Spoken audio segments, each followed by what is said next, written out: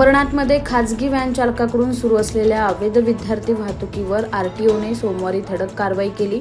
या कारवाईत एकूण 80 खाजगी व्हॅन्सवर कारवाईचा बडगा उगारण्यात आलाय। अंबरनाथ शहरातील अनेक शाळांमध्ये विद्यार्थ्यांची ने-आण करण्यासाठी खाजगी इको गाड्यांच्या रचनेत बदल करून एकेका गाडीत 20-20 विद्यार्थी कोंबले जात असल्याचं समोर आलं होतं। कोकण शिक्षक मतदारसंघाचे आमदार ज्ञानेश्वर म्हात्रे यांनीही या अवैध विद्यार्थी वाहतुकीवर कारवाईची मागणी केली होती।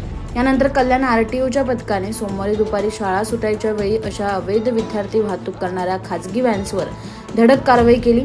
या कारवाईत एकूण 80 खाजगी व्हॅन्सवर आरटीओ कडून कारवाई करण्यात आली। त्यामुळे अवैध विद्यार्थी वाहतूक करणाऱ्यांचे धाबे दणाणले असून विद्यार्थ्यांची वाहतूक करायची असेल तर सुरक्षित मार्गाने आणि नियमात राहूनच करावी, असा इशारा आरटीओने या कारवाईनंतर दिला आहे।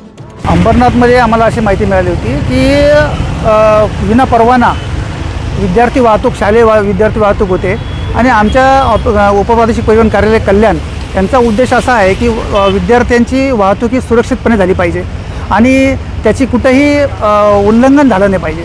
त्या दृष्टिकोनातून आम्ही ही तपासणी केली। यासाठी आमचे 4 वायू पथक इथे आले होते, 12 अधिकारी याच्यामध्ये सहभागी झाले होते आणि सकाळी शाळा सुटण्याच्या दरम्यान आम्ही ही कारवाई केली।